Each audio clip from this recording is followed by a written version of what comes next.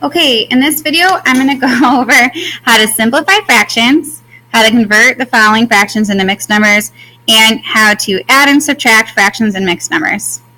All right, let's start with how to simplify fractions. I'm going to start with this example right here. You want to think of the greatest common factor that you can divide both the numerator and the denominator by. In this case, I know I can divide both the numerator and the denominator by 7. So my reduced fraction is going to be 4/5. Now let's say I don't know what I can divide the numerator and denominator by. Like I don't know the greatest common factor.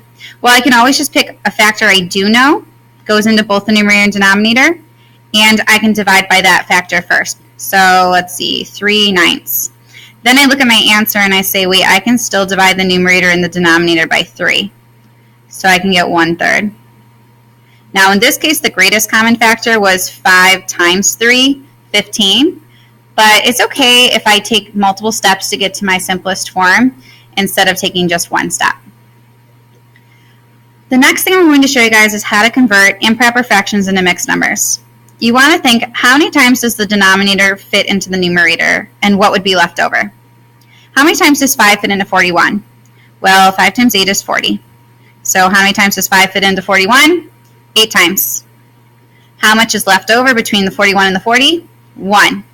And the denominator stays the same. Likewise, how many times does 9 fit into 37? Well, I know 9 times 4 is 36.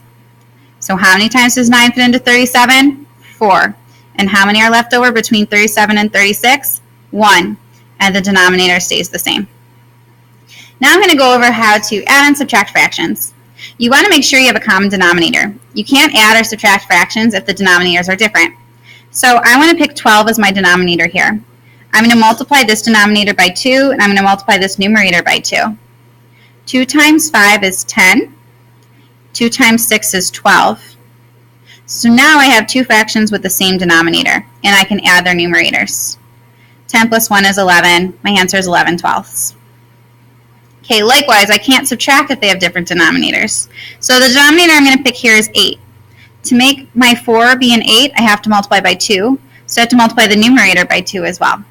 So I'm going to bring down my 6/8. I'm going to bring down my subtraction sign, and I'm going to subtract 2/8.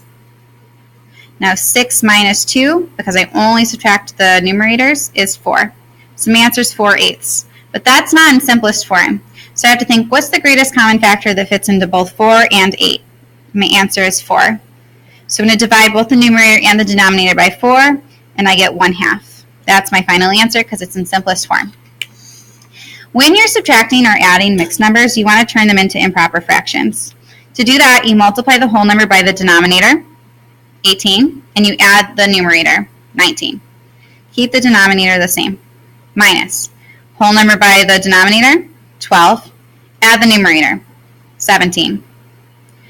Keep the denominator the same.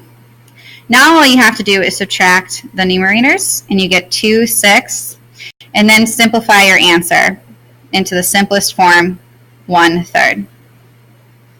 Okay, I hope this is helpful. Please see me if you have any questions.